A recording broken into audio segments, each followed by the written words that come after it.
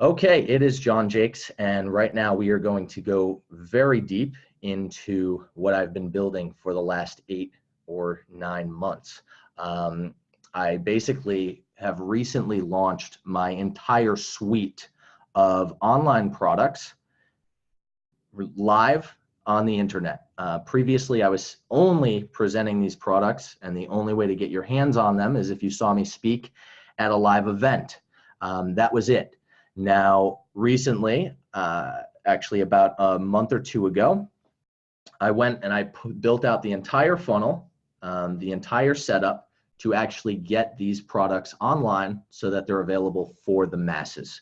And so I just wanted to show you real numbers and real data here.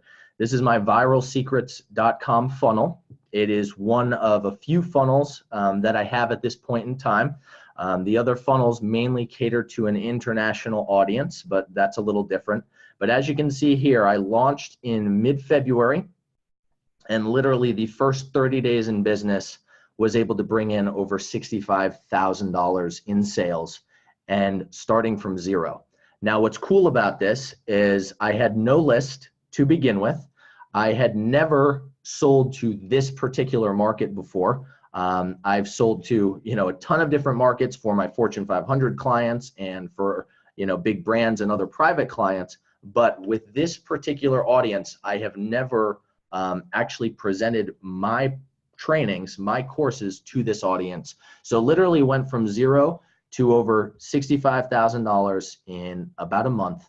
And we started from scratch. So I just wanted to show you, the real evidence to hopefully excite you and get you motivated to go out there and whatever your business is, seriously use the power of Facebook ads to take action and to make this happen, because all I did was use Facebook in order to achieve this.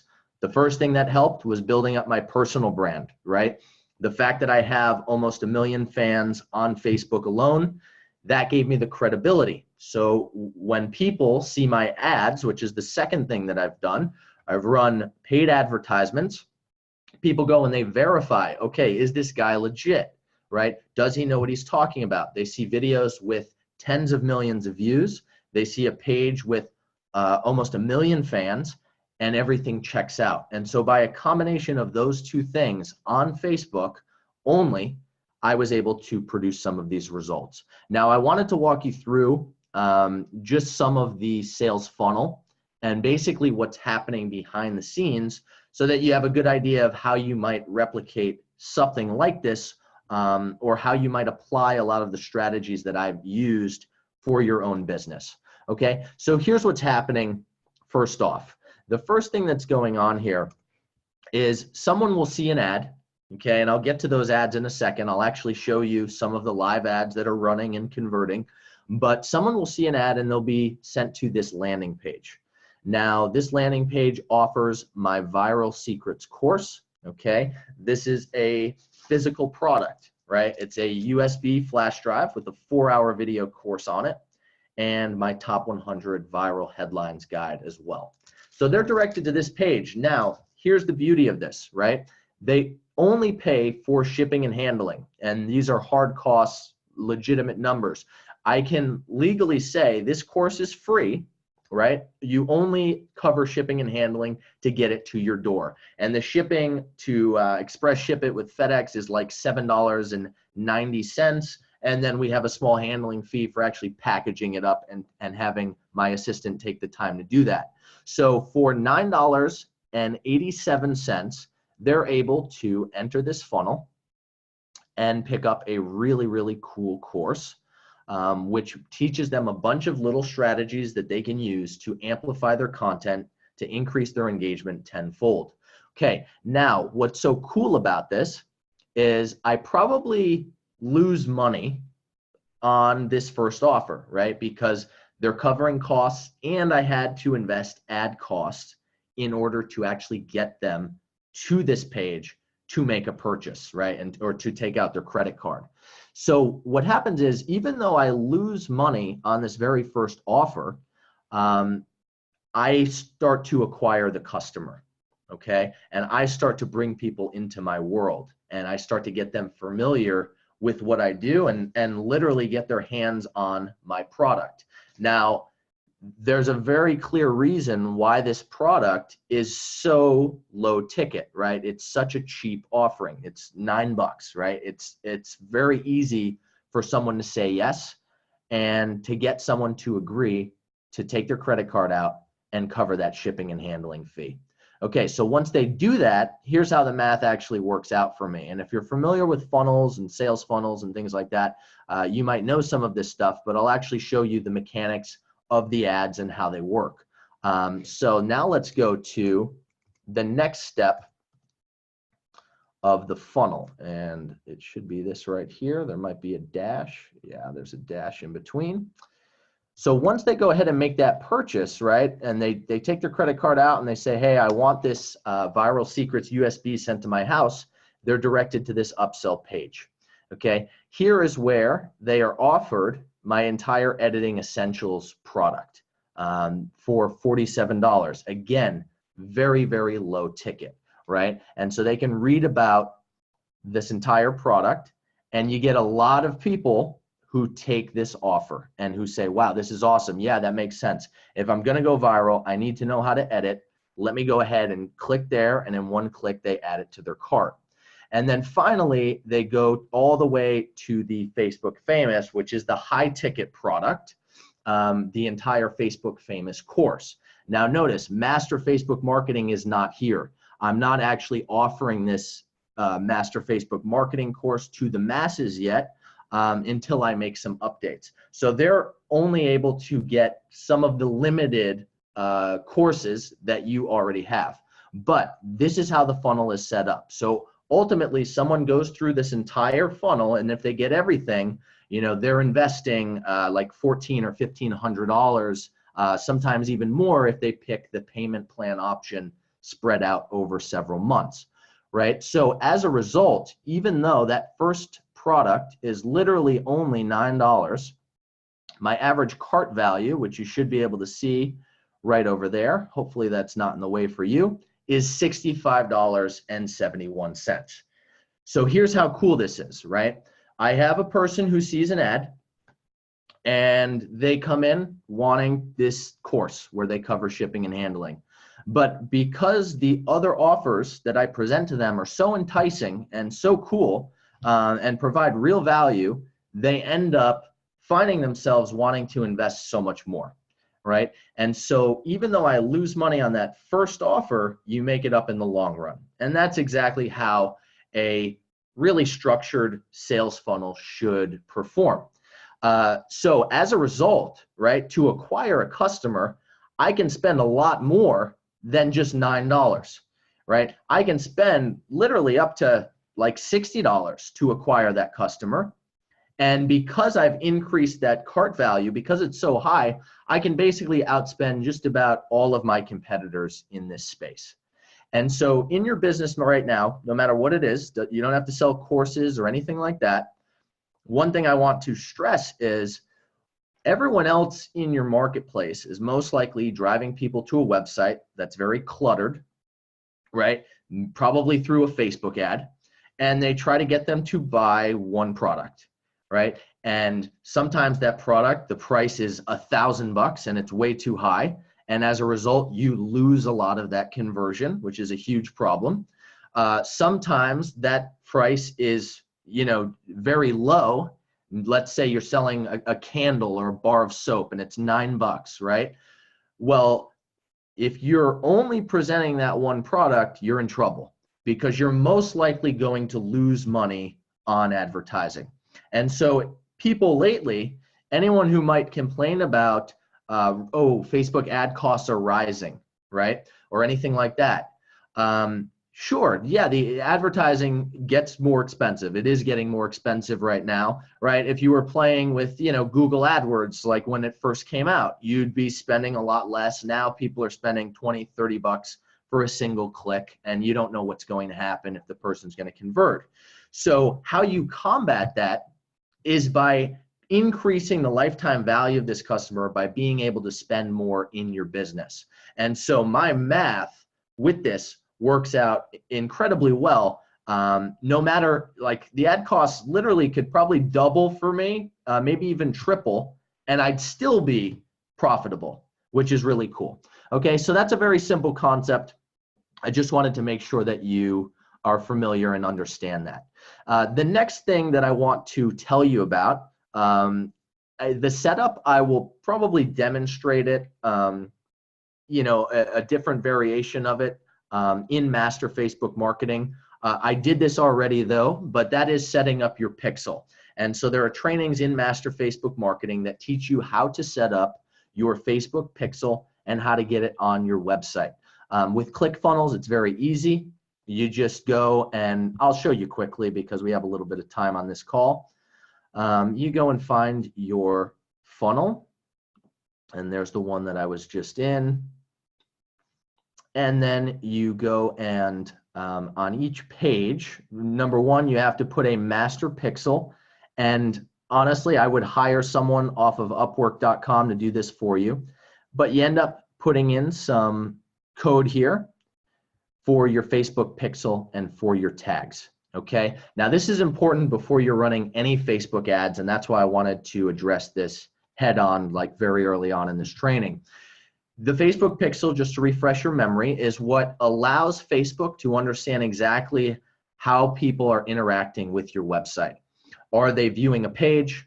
Are they actually entering in their contact information on a lead form? Are they going ahead and clicking and purchasing your product, right? And so Facebook is able to understand when someone sees your Facebook ad, what they actually do on your site. And all a pixel is, to make this hopefully less confusing, because it was a little confusing to me when I first started in advertising, probably about 8 years ago now. It's just a little line of code, right? It's called pixel because it used to be, and maybe still is, I don't even know all the technical background, but it used to be an actual 1-by-1 pixel on a particular page that was basically invisible. And so as soon as someone loads that page, that pixel fires and it communicates to the platform that someone accessed a particular part of the website. That's all it does, right? So it just helps you track every step of the customer journey. Now, the reason this is important, and you must have it set up if you're trying to drive traffic or leads or sales on Facebook, is because you're able to literally optimize, and Facebook is incredible at knowing how to find people who are most likely to buy. And that's through the conversion campaigns that I'll show you in just a minute. But Facebook does a tremendous job. They look at like 200 data points on a person to try to show the right ad to the right person at the exact right time, so they go ahead and purchase. So this pixel code, and you know what, I wasn't going to do this, but let me just go ahead. I'll show you the guy I use who installs the code, because I don't even install it myself. And you can feel free to write down his name. You can even tell him that I sent you if you want. I don't get paid for any of that, but I'm sure he'd appreciate it. And his name is John De La Torre. Okay, and he is actually from the Philippines, and he's a master at this. If you need to track, I'll just go straight to his profile right on Upwork. Okay, John De La Torre, and I'll even try to see if I can get this in the chat for you guys. But if you just searched his full name, you should be able to find him pretty easily. I will paste his name. Let's see, where's our chat? I'll try to paste his name in the chat if I don't, if I remember. It's a little hard for me to multitask and do all this stuff at once. But let me just try to go back so you can get his full name. And if you search that on Upwork, John De La Torre, you should be able to find him pretty easily. He set up all my Facebook tracking tags. You don't need to be a mastermind at this. I'm not. And he also set up my tags for YouTube, which I just started testing a few days ago. And I'm now running YouTube ads as well. But all of this early success that I want to show you, because I literally wanted to show you like step one, $0 to, the first month. I wanted to really give you that screenshot and dive into that data. I only used Facebook, but he can set up just about anything for tracking. Okay, so you have that. So now, literally, I know someone views this page, boom, I have them pixeled. I have that information. If I want to run ads to the top 25% of people who viewed this page, so say they spent the most time on this page, I can go ahead and do that now through the Facebook pixel. Someone fills out this form, they click submit. They're going to go to step 2 where they add their billing info.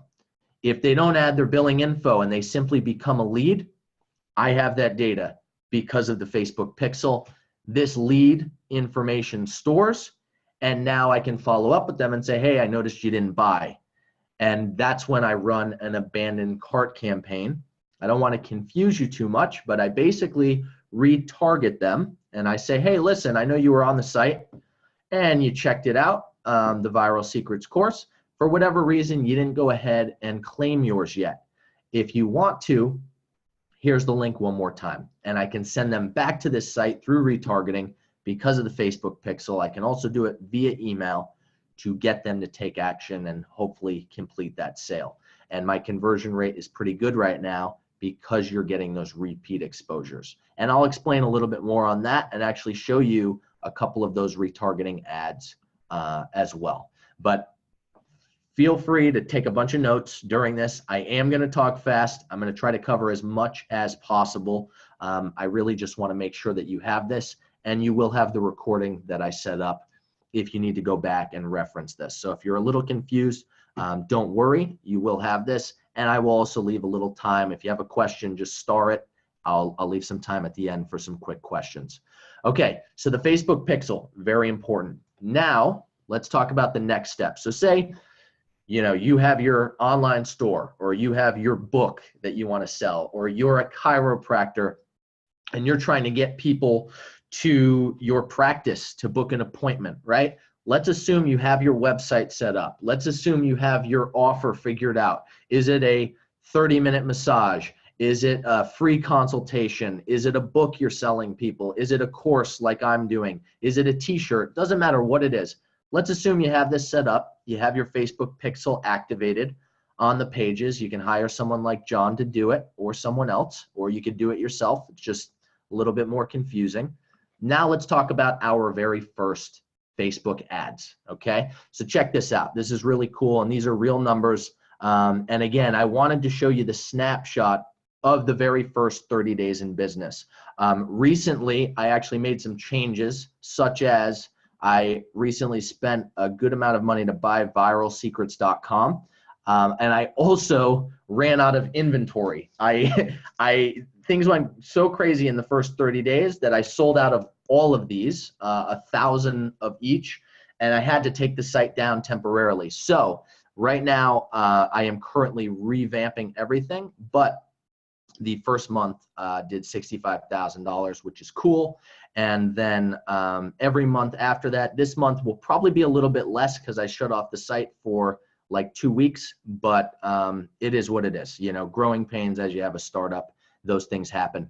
One thing, you're going to see a little bit of a lesser number here, even though it's the same date range. That's for a couple of reasons. Number one, what happens is when people go through this 4-hour course, they are basically instructed on what Facebook Famous is, the bigger course, right? And what I do is I encourage them, because most people aren't going to spend $1,000 or more for Facebook Famous right out of the gate. If they've never heard of me, they don't know who I am, okay? So on this 4-hour course that everyone gets, if they go ahead and take out their credit card on the website, I present an offer. I basically say, hey, I hope you love this course.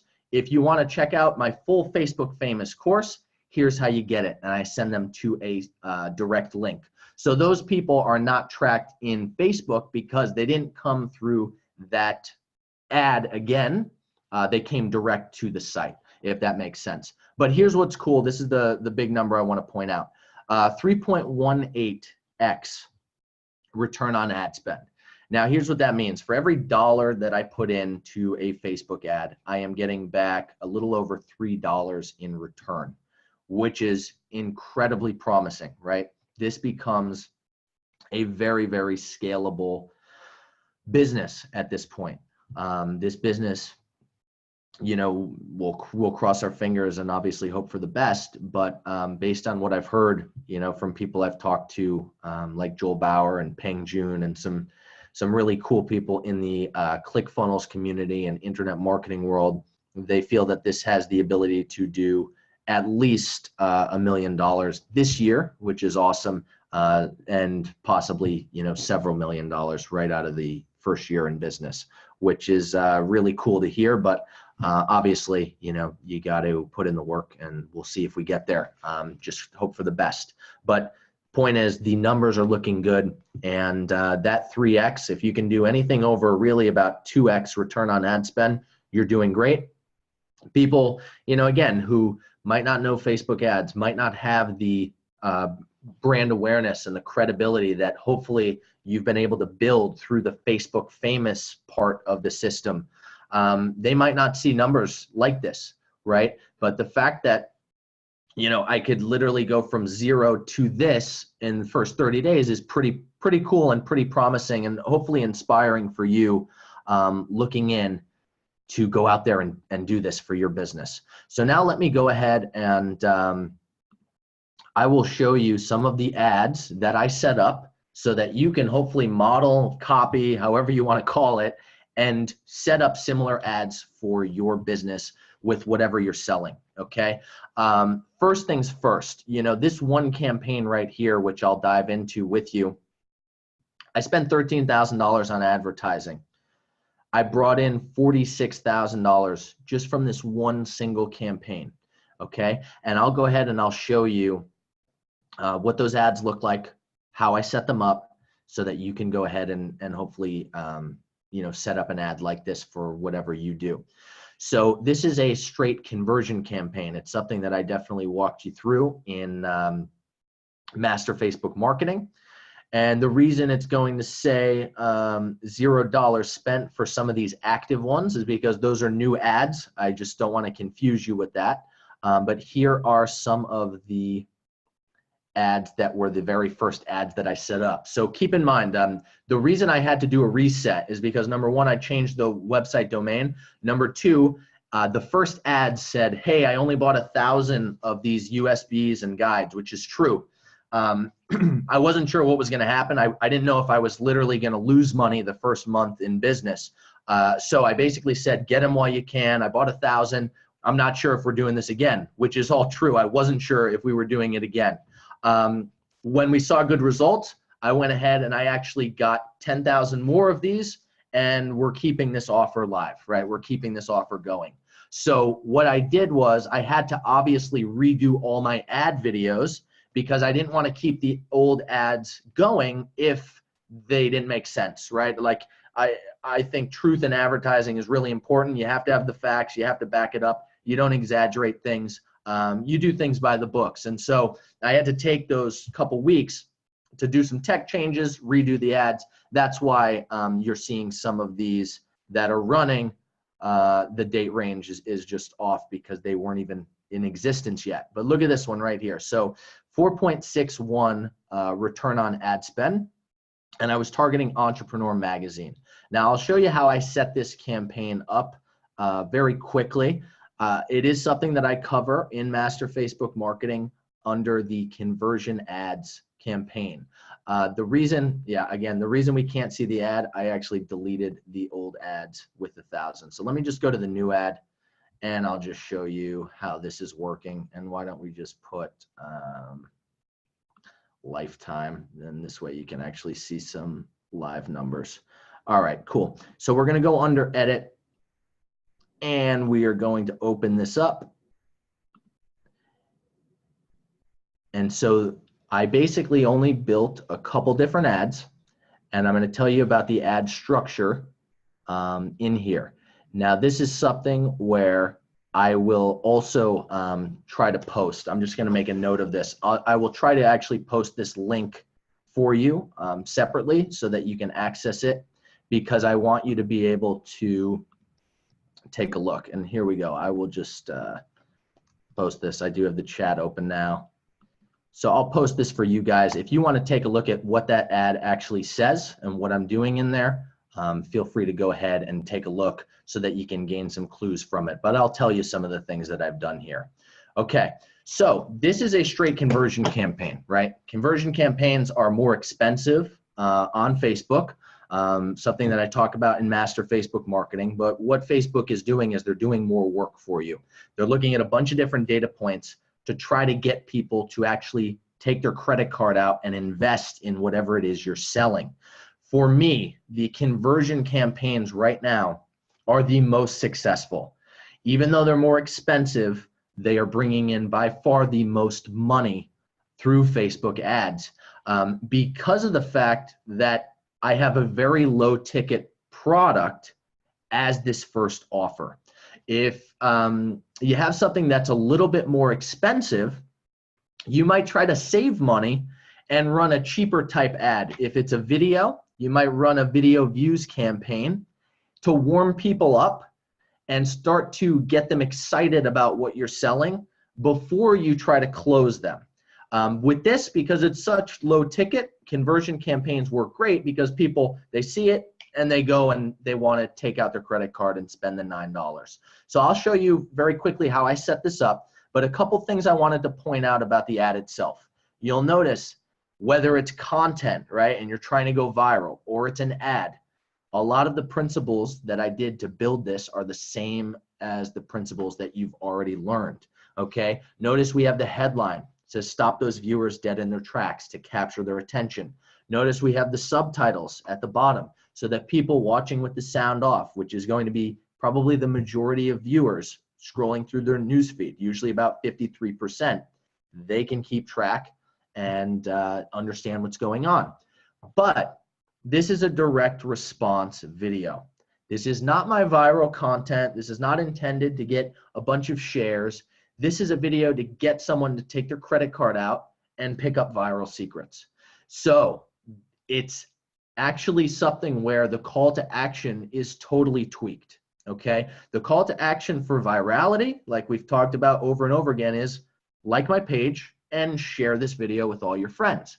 Those viral videos don't sell anything because people don't really share ads unless it's like a Super Bowl ad and it's super funny. So like and share if you want to go viral, but direct response, getting people to become a lead or to check out your site or to spend money, is different. My call to action for these direct response type ads is to click the link below, if it's a Facebook ad or an Instagram ad, click the link below to pick up your free copy of the Viral Secrets course. It's a 4-hour course that comes on a USB. We ship it right to your house. You just pay a small shipping and handling fee to get it to you. So the call to action is obviously very different. We don't want people to share this. We don't need people to share this.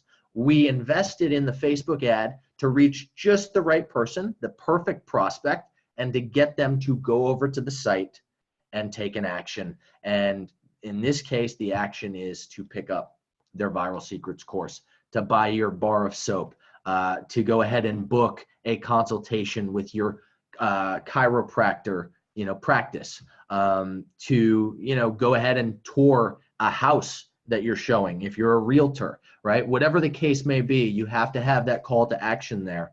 And it needs to be very simple and very direct. So here we go. Click the link in the description to get yours right now. Get ready to go viral. And you'll notice that end card in the video has these 2 arrows pointing down, making it very clear what to do.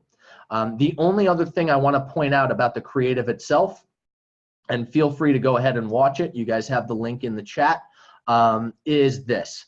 The hook in the beginning, just like in your viral videos, is so, so important with your ads, especially with your ads. People are scrolling. A lot of times they notice that little sponsored thing right at the top. They don't really want to be sold, right? So you need to do something that's unique, that's exciting, to get their attention. And I might, just for the fun of it, I'll show you a different ad variation as well, just to show you how I got kind of crazy with the creative. So let's see here.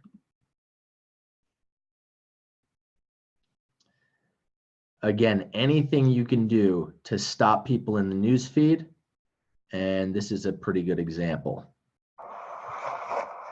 These are the hottest secrets. If you're trying, these are the hottest. So in case you missed it, right? So in the first 3 seconds, I literally have a ball of fire. This is something that I came up with. I've seen other people doing it now. I saw a kid recently light his diploma on fire. I used an actual magic effect. It's just a prop, a theater prop that you can buy. And it just makes this ball of flame. And all of a sudden, right, in the first 3 seconds, you're able to capture that attention. So I start with like, these are the hottest secrets if you want to go viral and grow your social media following. I saw that, person light his diploma on fire and say, hey, listen, this is just a piece of paper. This didn't help get me to where I am. It's just another example of like a really good, really strong hook to bring people in. With this one, in this bin right here, I have the key to going viral. That's the hook, right? In this bin right here, I'm like shaking the bin right very close to the camera. I have the key to going viral. And then I say, I want to give you one for free.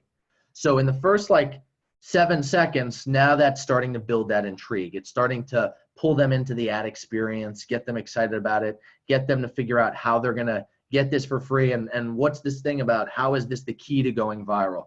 And obviously the ad explains more about that and tells them where to go to get theirs. So some unique things there that I've just been testing to try to bring people in, to try to make ads that people actually want to watch. And those of you going out, maybe making viral videos or like starting to get your feet wet and testing cool viral concepts, I got to tell you, my experience in making viral videos really helped me get to this point. I don't think my ads would be as successful if I didn't take some time trying to dream up these cool, shareable ideas that people would want to watch.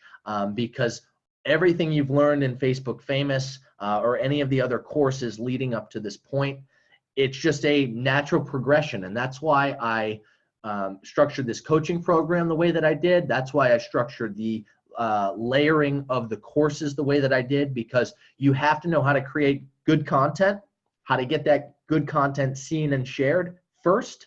Once you build up those skills, it's easy to transition to the direct response stuff and actually, hopefully profit and build a real business with this.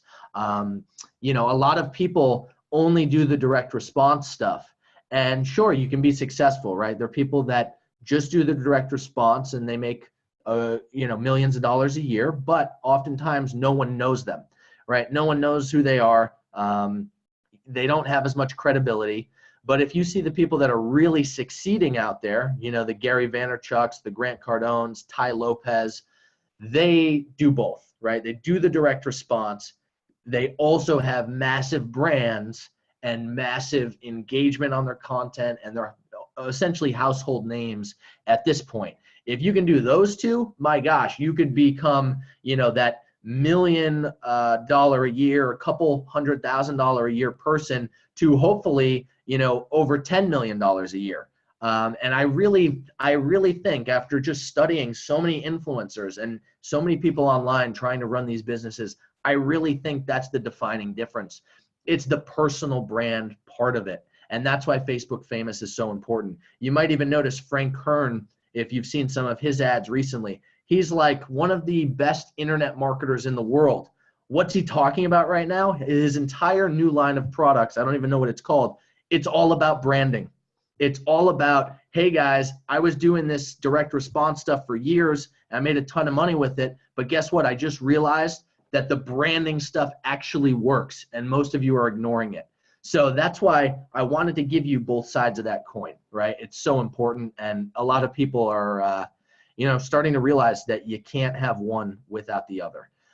So let's go ahead and I'll just take you from scratch how I created that ad. Obviously the video part of it, you guys already know how to edit. You have the courses on that. You know how to make good content. Your message is going to be different. So, you can use a lot of the principles that I already showed you in Facebook Famous and in some of the other courses to do it yourself. But here's what I do. I go over to create, and it's very simple, and it might be a little bit slower just because we are on our screen share. And so this is your creation. Okay, now over here, these are our conversion campaigns. And by the way, I've tested many of these with this viral secrets funnel. Like I said, conversion campaigns are doing the best. You're going to test different ones as well. You want to make sure, hey, you know that which one's pulling in the highest return. And I'll explain some kind of weird tests that I've done to see if I can cheat the system a little bit, to see if I can save money and reduce the cost of these ads. So I'm going to write that down real quick to share some of the cheat codes that I tried to implement. And some worked, and some I might actually continue to explore, but I'm always testing things, and that's really the name of the game here. But just to make this simple for you and show you this end to end, conversion campaigns right now are doing very well for me. So you click conversions. You need your Facebook pixel set up for this in order to run these. And I would go ahead and title it. Now, I mentioned I have basically a couple funnels. I have a US funnel, and the other main one is my international funnel. Reason being, on those two pages, the shipping and handling fee is different. It costs upwards of $15, sometimes $16 to send these to other countries outside of the US. It's very expensive for shipping. So they don't pay just the $9.87 like they do in the US. So I have those separate. And so my traffic that I'm running is going to be separate US, separate international, right? For your business, if you are a business with a physical presence, you're targeting for the direct response stuff. Different than the viral, right? Different than mass market, different than trying to reach a lot of people without spending a lot of money at all. Obviously, you want to keep your ad costs as low as possible, but this is where we get super specific with these direct response campaigns. So you might actually put, this might be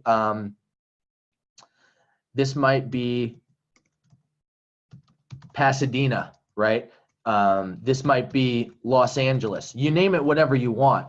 But you just need to know, okay, who's this ad going to, essentially, and what type of ad is it? What type of campaign is it? In this case, it's a conversion campaign. So I like to just name mine pretty standard. I'll name them the same thing, US conversions a lot of times. Sometimes I even put some of the targeting in there.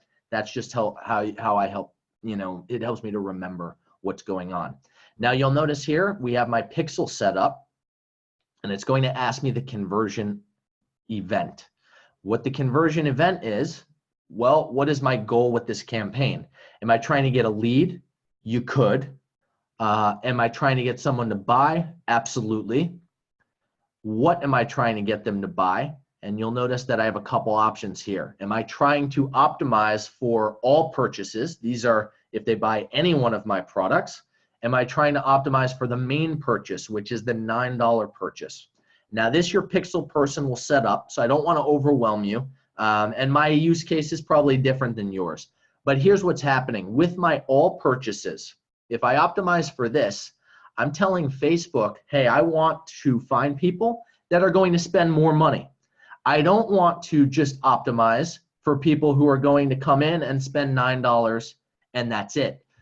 By grouping all my purchase pixels together, I'm trying to find people who might buy this product and maybe that product and that product, and as a result, hopefully get them to invest more overall. And hopefully Facebook finds people that are going to have a higher cart value, who are going to spend more money, essentially.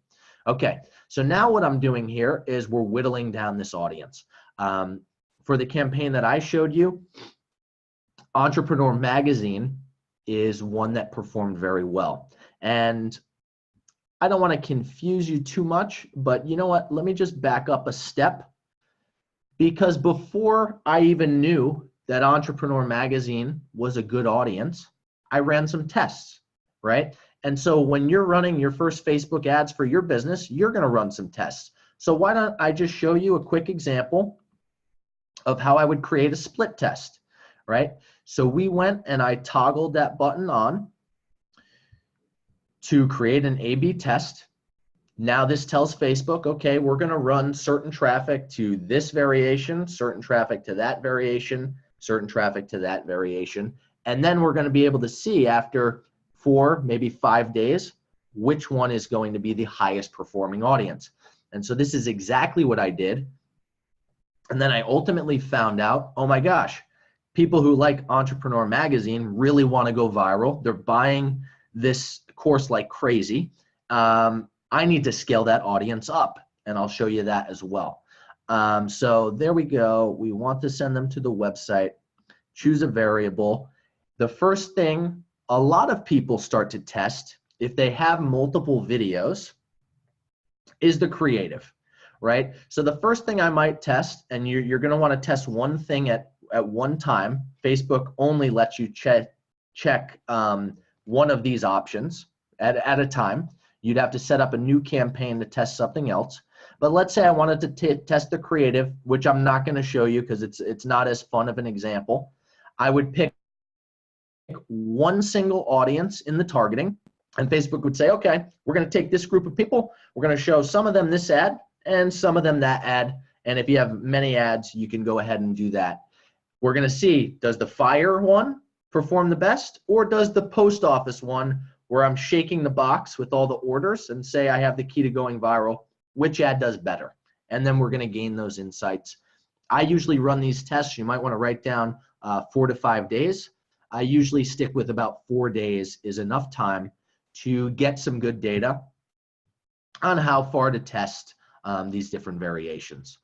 But the thing I want to show you is how to test different audiences, because when you're first starting, it's hard to really know maybe who you're selling to, who's going to respond well to you on Facebook with your first Facebook ads.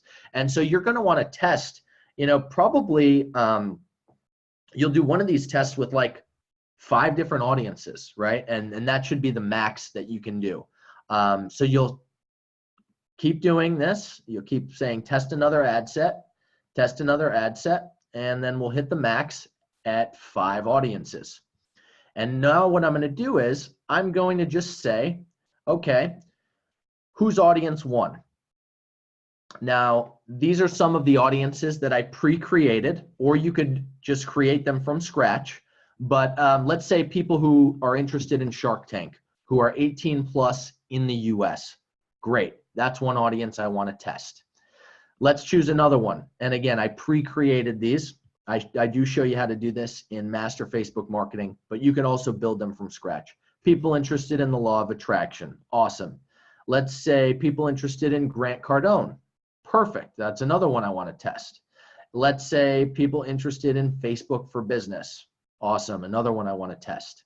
And then finally, people interested in, let's say, US, people who are employees of YouTube. What I found with this particular audience, right, I want to find people who want to go viral. A lot of the content creators who aren't legitimate YouTube employees, they'll put, like, I work at YouTube, right? And they'll put YouTube as their employment provider. And so as a result, I'm reaching a ton of YouTubers with this and presenting them the Viral Secrets course, okay? So just wanted to explain that. So you simply test some audiences that you think might work. You run this for 4 days and you see which one does best. And I can show you some of the reports once again, just to refresh your memory. Now notice here's something that's going on here. And I want to make this very clear. I excluded something called purchase 180 days, okay? Now this is very important. Like I said, the Facebook pixel is critical. It's tracking everything that happens on your site. Anyone who bought something on my website goes into a bucket in the Facebook pixel. And I basically take that bucket and I want to specifically exclude them from every campaign that I do when I'm trying to reach new customers, obviously, right? Because the people who already bought Viral Secrets, I don't want to say, hey, go get your thing again, right? Go claim your course, because they already have it. So you're wasting ad dollars if you don't exclude this. All right. Now, I don't want to bite off more than we can chew, but I will show you. Let me make a note of this. I will show you how to just do the purchase 180 custom audience by the end of this call, just to make sure that you can literally do this entire process end to end. I want to make sure you have everything. And again, with all those updates that I'll be making with Master Facebook Marketing, more variations and updates will be in there as well. So basically what I'm telling Facebook is, all right, I want to test all these different audiences. We're going to see what works best. I'm excluding people who already bought my stuff because I don't want to sell them again, obviously. Now, listen, because I have a pixel on every page of the site, I know the people who just got Viral Secrets for $9, and then that's it. I know the people who got the Facebook Famous and the Viral Secrets because of this Facebook pixel. So there might be instances down the road where I'm actually only targeting the people who already bought my stuff, but I'm excluding the people who bought Facebook Famous already. So for example, what I might do with a campaign like that is I'm basically speaking to my entire customer base and I'm saying, hey guys, you already got this Viral Secrets course. I hope you liked it. Guess what? In case you didn't know, I have this entire Facebook Famous course that shows you step-by-step how to do all of this and way more. Make sure you get it right now. And so in that case, I would use the purchase 180. I want people who bought my products recently, but I don't want the people who have Facebook Famous already. So I would exclude that one, Facebook Famous, and I would include the people who bought recently. I don't want to get too confusing with that, so maybe just don't worry about that. That's a little bit more advanced. But all you need to know is you just don't want to be paying for people twice. It's all very logical and very easy to understand, right? Like obviously, if people already bought your product, exclude them. You don't want to, go ahead and keep paying to show them ads when they already bought it because it's just a poor user experience. Now we have 5 audiences we're testing, and I would probably test somewhere around a daily budget of, let's say, 5 times. I mean, if you really wanted to go crazy, you could do something like, I think this is high, but Facebook recently added this new test power thing, and they're saying, hey, here's how successful your test is going to be. If you spend $200 a day, they're like 61% sure that that audience is going to be effective. Sometimes I run these tests for a lot less money than that. It may not be like ideally statistically significant, but I can at least get an idea of who's biting. So a lot of my tests, especially early on when I wasn't trying to blow money, because let's say you spend $200 a day for 4 days, you spend $800 and none of these audiences are working for you. That's a lot of money, right? That's no joke. So when I first started in this first month of testing, I started with something like, I would say $50 per day. Now Facebook's going to say, all right, we're less than 60% sure. But with this new thing, you know what? They added it, and I have a feeling, there's obviously no way to prove it, but I have a feeling they added this just to get you to spend more money. Because in order for them to be 100% sure, right? Like if we spend $1,000 a day, they're like 73% sure that that audience is the most effective one. And I think that's a joke. You shouldn't have to spend that much money in order to do it. So start small. Believe me, you'll learn after running this for several days or up to a week, you'll learn what's working and what's not working, okay? So just wanted to make that clear. You don't have to go crazy when running these tests, and you'll start to get a good feel. All right, then we click continue. Again, this stuff is all in Master Facebook Marketing for the most part. I just want to make it thorough and kind of give you a good refresher on it as well. I'm going to do a single image or a video ad, in this case a video. I'm going to call that video whatever that ad is and be very specific so that I know, okay, here's my fire campaign, here's my post office campaign, great. Then we go ahead And in this case, we are going to browse the library. We'll go to it's going to be in my account. And I find the post office campaign in here, which is right here. If it's not in there, what I would do is I would upload it if it's a brand new ad, but it's already in there, so I would select that. Now, here's a cool little pro tip or pro hack for you. And we'll see what happens in these questions. Hopefully you guys are following along pretty easily so far. And more of this will be explained in detail later on. But a pro tip is to, instead of just browsing and selecting the ad and clicking continue, what's going to happen is this is going to create a brand new ad. We have to add brand new text, brand new website, and whatnot. And for your first time, you will have to do that, right? But once you have some ads running for a while, a little pro tip that I want to share, it's not necessary, but it is incredibly effective, is, let's see here, I want to use an existing post, okay? Now here's the beauty of this. I am going to have to open up a new tab in order to show you this. So instead of creating a brand new ad, what happens when I do that is, unfortunately, I lose all of the social proof. I lose the, let's say, 100,000 views of people who already saw that ad. I lose all the likes or all the comments on that ad. It will just be a brand new, fresh ad that you're selecting from your account.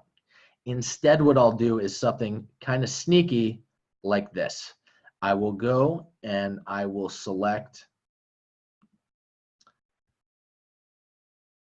an ad that's already running, right? And you'll have to obviously have some proven data behind this to know that the ad creative is already effective. I go to this little menu here, okay? And I view the Facebook post with the comments. Now this brings me to the ad post itself. And this is what I showed you earlier. Now what's cool about this is on this ad post, I have 87,000 views on this already. I have 100 shares, 60 comments on this particular ad. Well, instead of creating a fresh ad and losing all of this cool social proof, right? People saying, great ad, seen some of his videos, I bought the course, it's great. There's so much social proof here that it's awesome, right? I'd love people to see this. And it's important, especially for me, maybe not so for you, but for me, it's important because if they see an ad with no views and no likes and no comments, they say, oh, well, how's this guy viral if I'm seeing a video that doesn't have as much engagement? So what I do is I go to an ad that's already running. You're going to copy this post ID is what it's called. It's the last numbers right after this slash. And we are going to go to right here at the top, just to refresh, use existing post, enter post ID, and you're going to paste those numbers right there, and you're going to click submit. Now listen, this is an advanced tactic. Okay, you can rewatch this training if you didn't get it. But as you can see here, it literally drops my entire ad with all the comments and everything. And now I'm just running different traffic to the same exact post. Now I don't lose all that social proof. Most people who are just starting with Facebook ads, they don't understand things like this. And the social proof is important. And that's why we built up your credibility on Facebook before getting to this point. Okay, so that's it. That's literally the conversion campaign in detail, start to finish. The only other couple variations, if you want to run this campaign, same thing on Instagram. You just link and add your Instagram account. I can't do that with this video because it's longer than a minute or 120 seconds. So some of these placements will not work because Instagram feed, you need shorter videos. This is a 3-minute video.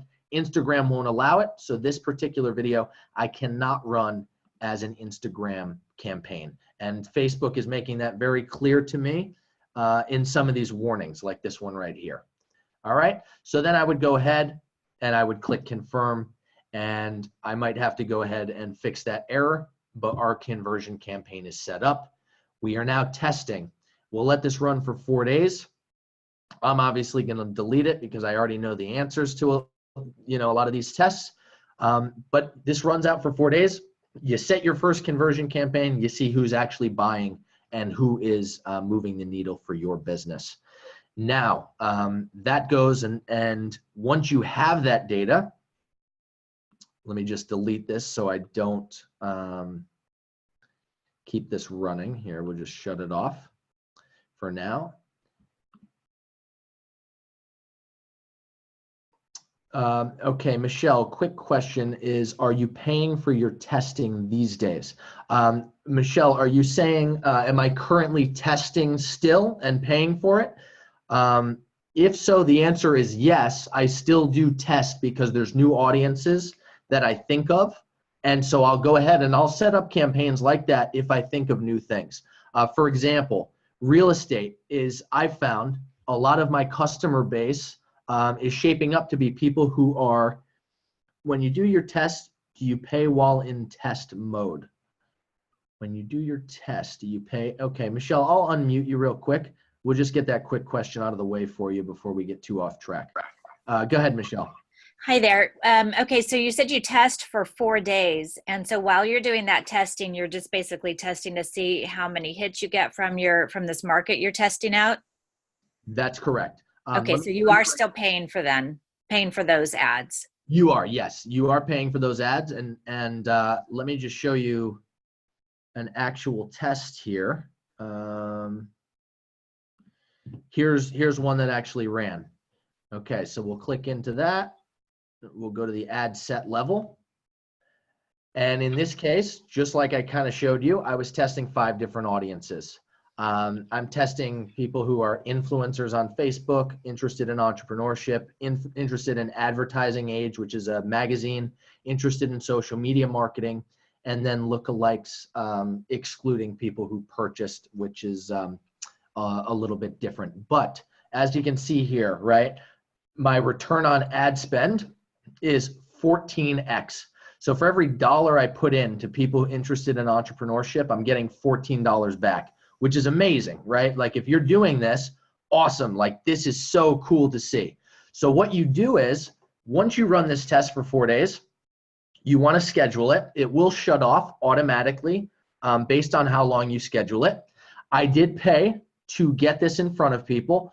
So it's, for this particular test, it was $399 that I paid to try to get some data back on which audience is best. Well, that $400 turned into, with this test, $1,400. So not only, yes, of course, you're paying for the tests, right? You're paying to run the ads, but if you're testing good audiences that are likely to work, you're making money on top of that.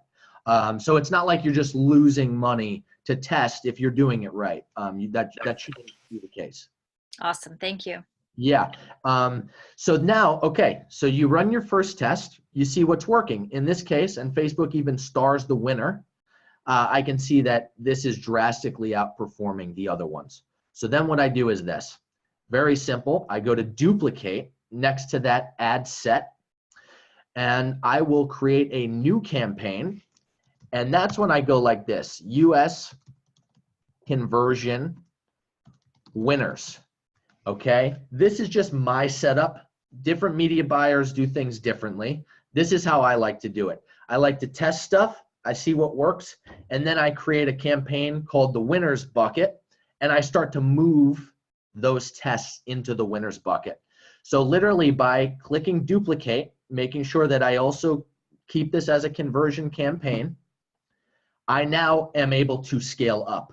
So now I pick that winner. The rest of these are shut off because the test is over.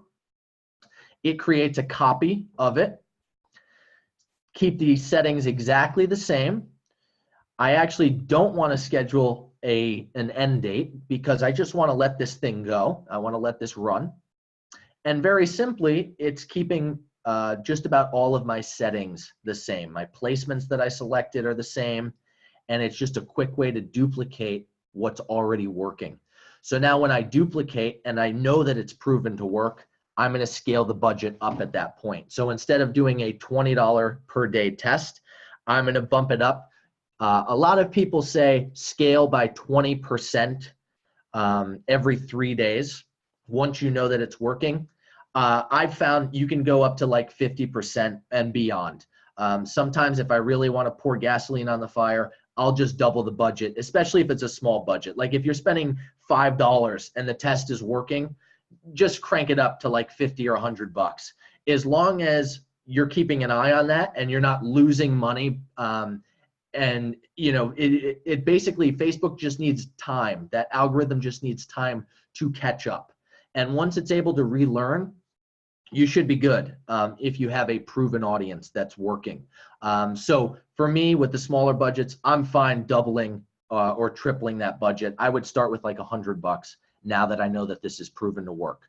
So there's the ad set level where you pick those targeting details.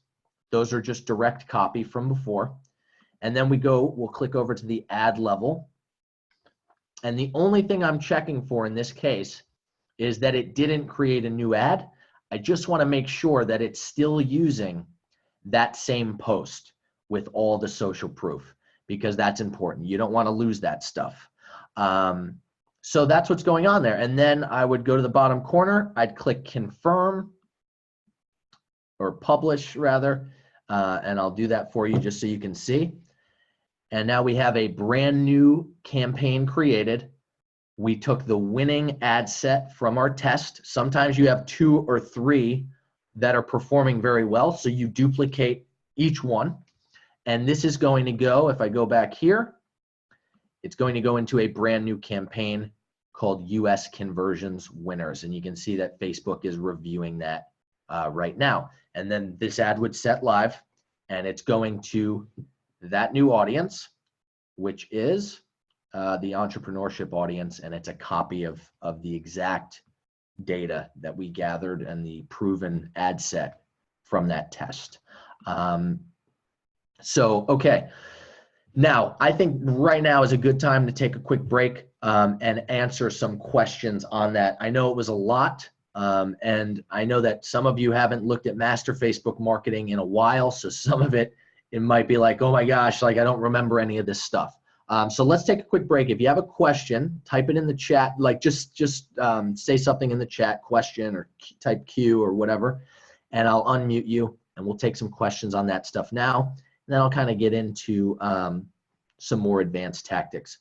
All right, so Beth wants to know, how can this work with an Indiegogo campaign?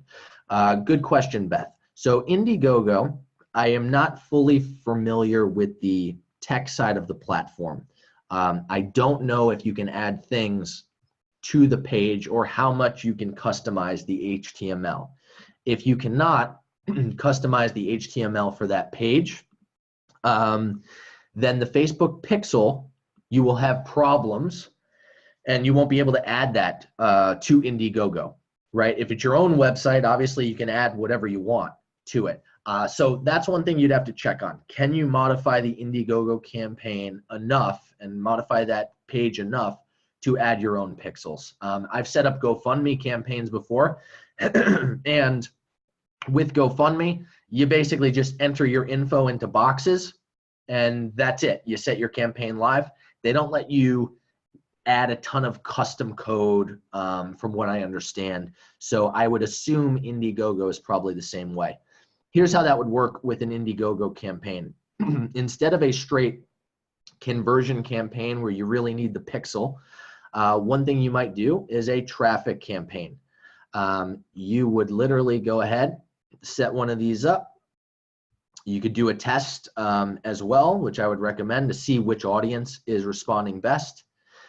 And what you're going to do is essentially a very similar type setup, but instead of selecting a pixel with the traffic campaign, you click website, and you're going to send people to a particular website. You pick your audience, all that stuff is the same. You pick your budget. You either want people link clicks, or I usually do landing page views. But the issue you're going to have is without the pixel, it's a little bit harder to tell what they do on your exact site because Facebook won't be able to track that. So link clicks is just the easiest way. And what you're just doing is you are just straight up running traffic to your site. So you might make a video, which a lot of people do when it comes to Indiegogo or Kickstarter or whatever, and you would simply upload your video if it's not in your ad account yet. And here's where it says we're sending people to a website. You would type out your ad. Hey, like, you know, check out this cool product we made or whatever. Your call to action is probably, you know, donate or invest now on Indiegogo, whatever your goal is. So you'd write your ad copy, and this is where you would send them to an Indiegogo link. I normally send people directly to websites that we own. I've never used a ton of examples, even for clients where they're sending to an external website. So I think that's just one thing you might have to confirm. I believe it would be okay, right, from what I understand. But Facebook, they do have sometimes certain restrictions. Indiegogo might have restrictions as a platform where they don't allow certain types of traffic. I don't think you'd have a big problem with it though. It's just something that I don't do frequently. But you would literally enter your Indiegogo link there. You'd make a really cool ad for it, which I can show you kind of what it looks like. And so, you know, let's say that's your Indiegogo video. Great. Your video all of a sudden appears there. Your text, invest on Indiegogo for a special bonus. You'd write out some copy there. And that's how you start to form your ad, and you're sending them to that link at indiegogo.com/ whatever your project is there. I also include the links several times in the ad copy as well, just to make sure that people see it. Sometimes people don't know to go ahead and click learn more down here. They don't know that. Sometimes people just prefer they read this ad text and they'll go ahead and they'll click right there instead of at the call to action button. So that's just something that I do. So hopefully, does that answer your question fully? Basically, the answer is just to run traffic campaigns, driving traffic there, because Indiegogo is, you know, you don't own that website. So you're not going to be able to really track conversions unless they let you, which would be cool. But most websites, when you're working with third parties, they don't let you do some things like that. So that, yeah, that's how I would set that up. You can also, on top of that, run a video views campaign, which you might find works better. You could basically pay to get a lot of people to watch your Indiegogo commercial, and naturally people will click over and go to the website. So you might find that it's usually cheaper to get people to view a video, and if it's a really good video, your conversion number might be higher to get people, might be pretty high to get people to click over to the site. But my instinct would say traffic is best. I will go into kind of cheat codes in a second. I've tried a lot of different things to, you know, cheat's a strong word. I think there's negative connotation there, but I've tried a lot of different things to save money and optimize my campaign so I'm not blowing money on ad costs. So it's a test you could run, traffic versus video views. And I'll show you a couple other tests that I've run that are quite unique. Most often I've found that when you're paying Facebook to make an optimization, what you see here is what you're going to get. I have had instances where we found some loopholes and we've won and we've been able to get a bunch of traffic for a lot cheaper, but most often Facebook optimization is on point. They really know what they're doing. If they say you're going to get conversions, you're going to get conversions. If they say you're going to get traffic to your site, that's what you're going to get, traffic to your site, because they have all the data points. They know that you as a Facebook user click a lot of stuff, go to a lot of external websites. They know that, this other person as a user, they watch a ton of videos in their newsfeed. And as a result, they're serving your ad to those people. The optimization is pretty great. So you should be all set, but you can test other things there. All right. We will delete that campaign. I think we have some other people now with some questions. Giancarlo, let me find you right here. And gotcha. So let me unmute you. Go ahead, man. Awesome. Thank you. Just two quick questions. First one's a two-part question. With your funnel, I know you have the sort of the multi-tiered products with increasing value there. Have you found, part one of the question is, have you found that as people progress through the funnel after having decided to purchase, say, the Viral Secrets, and then you upsell them, that you lose people? Just because I know sometimes whenever I go to those, if I get upsold, I'll just get out of the page and won't make the initial purchase. And if that does happen, do you do anything with the copy to sort of mitigate that? And then the second question was, how would you change the setup if you only had a single product that was a lower ticket item, say like $97? How would that change the setup that you have here? Cool. Okay, great questions, man. Great questions. First things first, you're never going to convert, obviously, 100% of people on those upsells or at any stage of your funnel. I mean, your conversion's always going to have some drop off there. Couple things I do with the copy to answer that question, and then we can look at the data. I do put this: to prevent double charges, don't press back, reload, or close this page, right? So basically, just helping them understand this is a part of a process. You guys are a lot more savvy. You've seen these offers, you've seen these funnels out there in the wild. The average person, hasn't done a ton of these. So they go through that step of the funnel, and then this is a direct page for that. But they go through and they're able to see this progress bar update for every step of the funnel. It has these warnings at the top. Don't close that out. Those things keep them on board and keep them going. Now I can actually just show you the stats real quick, just so you can see here. It might take a little time to get in there, but basically the conversion on the first offer is about 11% of people will actually go ahead and get Viral Secrets. The Editing Essentials is about 19% from what I remember. And Facebook Famous, first time out of the gate, about 2.3% of people will take that offer first time, just seeing the ad and spending that money. So that's what I'm looking at right now. There are always tweaks you can make. Unless you're converting 100%, there's always tests to be done. But those numbers look pretty good. And if I didn't have those upsells at all, I would have left a lot of money on the table. Like, the numbers are there, but we're talking like probably $20,000, $30,000 a month potentially. Okay, next part of your question. If I only had one product, $97, a little bit more expensive, how would I change this? Very simple. What I would do is the first part of this funnel would simply be a lead magnet. It would simply be something that's very cool, very exciting, that people are willing to put their name and email address for.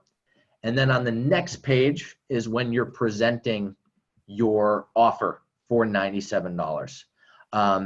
Because what's going to happen there is you're going to get typically like 35, maybe 55% of people, if it's a cool enough offer or lead magnet, they call it, they will give you their contact info. Now you can follow up over email. A lot of people are doing cool things now with messenger bots where you get their info to subscribe them to a messenger bot. I am playing around with these right now, where all of a sudden now you can send them a Facebook message and an email if they don't buy your $97 course right here on this page. If you just send them to the $97 course, you can be successful, sure. However, you're going to have dropout, right? You might convert, let's say, 11% of people at $97, maybe 7%, whatever it is. but there's a lot of waste in your advertising. You could have gotten 35% conversion and the same, 7%, but you could probably have turned that into 13 or 15% through the follow-up because you have their info. And now you're making your ad dollars go further instead of these people just saying, oh, $97, I'm out and leaving. So highly, highly recommend capturing their info as soon as possible in this process. And like I said, this lead form, when they figure out step one and they fill that out, even if they don't buy and enter their credit card, their info is saved. They are already pixeled. Another way you could do it, say, because I know that's more work, man. Believe me, I've spent months and months creating these products, put a lot of time into it, a lot of thought. It does take time to just make that lead magnet or any one of these products. If you don't want to do that, the answer would literally be if you can try to get them to give you their info.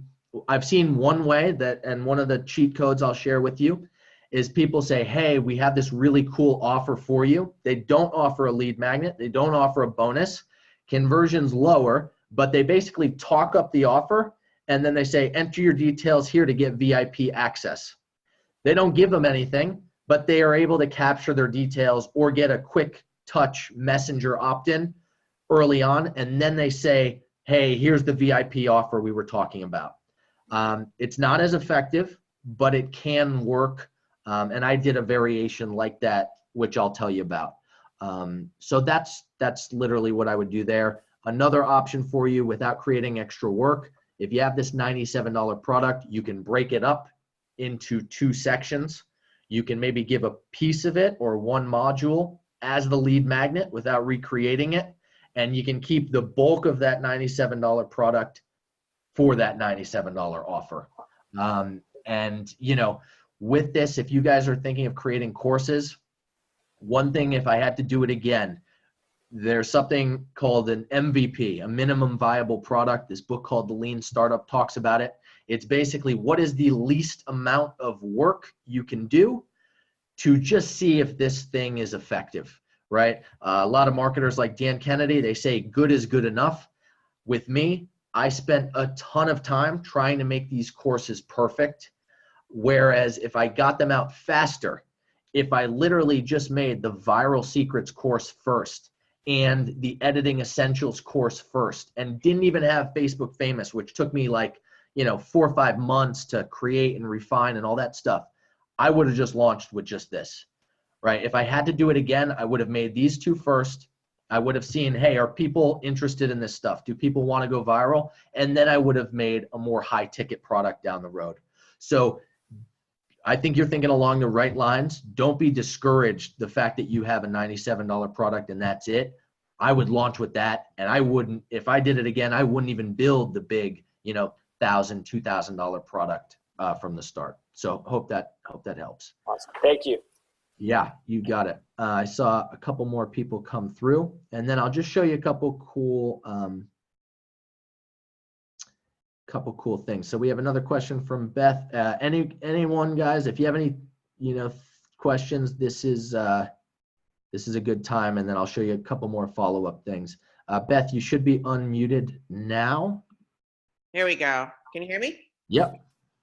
Okay, so something sudden happened last week that took me, I got a call from a reporter from the Wall Street Journal, and they are producing, and I've been invited, and I'm actually being featured in a 4-minute video piece on a somewhat, I went through a 13-year divorce, and they're doing a piece on technology and divorce, which I've been working on a brand around women empowerment and women empowerment world. And, my son is like a superstar, and he really came out of this divorce like stellar, and we have peace. But I went through 7 litigations, very intense and all this. Anyway, so here I have the opportunity to have parents committed to find a way to have peace. And I have the wisdom because I have peace with my ex-husband now. I mean, I did create miracles coming through this.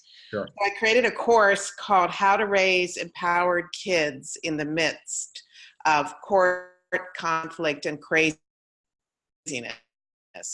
And the app that they're featuring in this 4-minute piece, well, I will stay up on the Wall Street Journal site. So any family that's going through divorce with so many, so I have the potential of traffic that's going to come to a place. So all of a sudden I'm like, oh my God, you know, and the article runs in 2 weeks, and Yeah.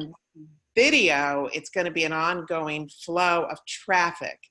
So I decided, well, let me, you know, since I do, I'm an expert, I've been through so much litigation and peace and court, and my son is like, you know, he's like a superstar. And he's being interviewed, my ex-husband and myself. What would you do? Would you set up a course? I thought I have a meeting with the app company tomorrow to see if they would sponsor building it with their team, so I could just create this one-off course. But when you're saying free, a free giveaway first, I thought, you know, I could really perhaps, you know, I just thought maybe it would be it's a great opportunity to cash flow on a new product that I could put under my Women Empowerment World area tied to Empowered Kids. Sure. It just came up so fast. No worries. So is your plan right now to create an app from scratch and try to get it up so they can include it in the article? Well, the app, we used an app to get through the divorce, and we used an existing app, and that's what they're featuring in the article. They're featuring technology that we used to go from high crisis, high conflict to it actually toned down. And that's what the feature is, but my story is getting featured. So what I was thinking of doing was building just a 5-part module course that would help people in the course to use the app, integrate it into their lives, given that it's so intense through that period, and also build a phone, you know, do a weekly call with people going through this. I mean, I'm just making it up because it's all. No, that's fine. Okay. Now, quick question: are they willing to put a link to you? Obviously, the app. Yeah. So they said so that's why when I told them I was launching this Women Empowerment World brand, it was a little bit. They were like, "Well, we're open." And then yesterday I talked to them, and they are open. Especially when it's related. That's why how to raise empowered kids in the face of conflicts. Yeah, all right. This is a pretty easy one. Actually, there are a couple things you can do. I think the no-brainer one to do, because it's very hard to build a course in 2 weeks. I will say that, you know, it does take time if you want to make it really good and valuable for people. I would literally, your offer should be to basically create a mastermind group, right? Or a coaching group. So your link, you could set it up through ClickFunnels, or you know, you can use another website, or you could have someone create it for you. I like ClickFunnels just because it's simple, and you can probably figure this out in, you know, a couple days or a weekend versus you know, an entire week trying to custom code something and go back and forth with someone. But the page and the link that they're sending people to in that article should look like this. Hi, my name is Beth. Thank you so much for reading about me in the recent Wall Street Journal article. Listen, so many people experience this problem. It's a huge issue, not only here in the United States, but worldwide, of couples facing divorce. That app really helped us, you know, get to this point and get through it. However, what I wanted to do is give back to so many of you that might be facing this. And I went through hell to get here, and I wanted to try to help you out. So here's the deal. If you enter your name and email right down below, what I'm going to do is send you a note, just a quick email about an upcoming webinar that I'm doing, where I'm going to be sharing a lot of the things we learned through this process, not only with this tool that you read a little bit about, but with everything that we did to get through it and to, you know, make sure that we're all at peace. And so literally what you would do is you would collect those emails fast, and then you would probably schedule the webinar out for a week to 2 weeks. Now, what's cool about that is with a site like ClickFunnels, I realized that there's an ongoing component to this. That article is going to stay up. You'll get traffic later on. All you do, you swap out the video, basically. Once you take people through this coaching program, you then change the video to, hey, thanks for reading about us in that article. By the way, I recently created an entire course showing everything we did to overcome this issue.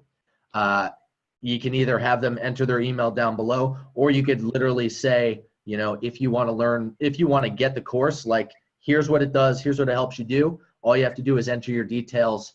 It is a $97 course or whatever it ends up being. But yes, there's a huge opportunity here for a lot of free traffic potentially, and you definitely don't want to let that slip. I feel like if you're trying to create a course in these next 2 weeks, it's going to be hard. What I would say is, if you build a really just simple landing page with a video and you spend your time on that, I think you'll be a lot more effective, and at least you're collecting that contact information fast. And that's what I would do. Yeah, I mean, does that answer your question? Do you think that would work for you? Oh my gosh, you have no idea. Yeah. Okay. Yeah. Cool.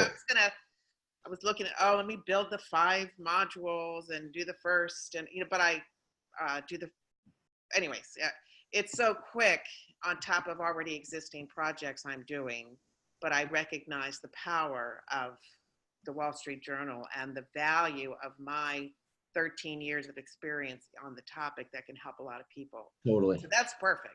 So you're saying the second video is after that's been running for a while, create a second one that said, here's the course. Yeah, just update it, right? Because once you're going to get a huge wave of people once that article releases. You have to be ready for that. You're probably not going to have a course ready in time. No. It's just going to be too much work. So you have to capture those people's information. Then you can change the video quickly.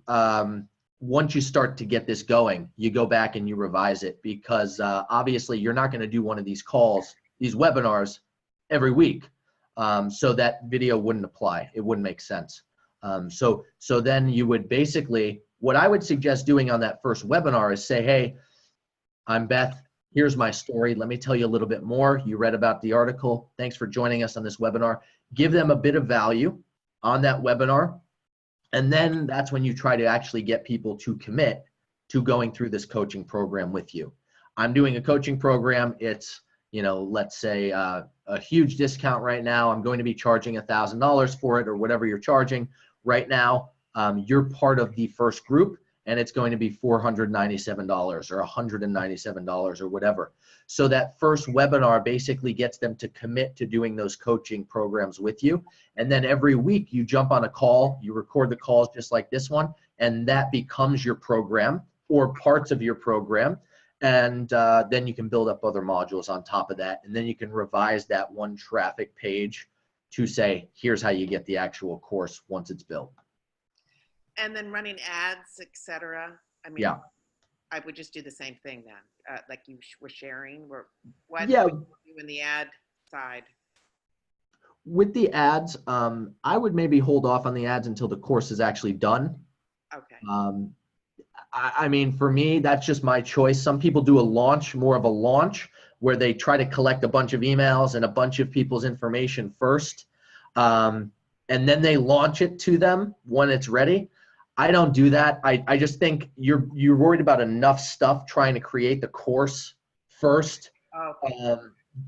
And if you're not keeping up with these leads, your email conversion rates go down. So when you do launch the course, that list that you tried to build pre-selling this thing doesn't amount to much, unless you're a powerhouse in the industry and you really, you know how to build these lists and keep them hot and all that stuff.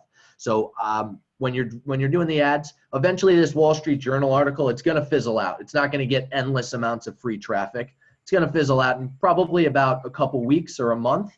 Then from there, that's when you turn on the ads, when your course is built. And that's how I would do that. Okay. Oh my God. Thank you. So yeah. Glad. I'm so glad. Thank you. I mean, so valuable. You got it. My interview's tomorrow. So. Yeah. Awesome. Well, good luck with that. And just make sure. One last question. Should I run that traffic to my own, to do a new domain like Empowered Kids? Or do I send, like, what domain? Do I do it to Beth Handler? Do I? You know what? It just, that decision only depends on what your long-term plan is. For me, I launched all this stuff. Like I told you guys, I launched it on johnjakes.com. That first month of traffic that you guys were looking at, all those numbers were just johnjakes.com. I recently, I got to hang out with Peng Joon quite a bit, who made over like 10 million bucks last year with his funnels and his products. And he goes, dude, buy viralsecrets.com. And so I did, and I shifted everything over. So my answer is, I don't think it really matters. Like, I didn't notice a huge increase in sales now that it says viralsecrets.com up there. It's just a good domain, and I wanted to lock it up so no one else had it. That's why I made the shift. You could literally do either for this launch. Whatever's easiest is the answer. If you have Beth Handler and that's easiest, do it there. If you want to buy something else and that's easier, do there. Okay. Thanks. All right. Yeah, no worries. All right, Marlene, we have a question. Do you recommend ClickFunnels or Builderall for beginners?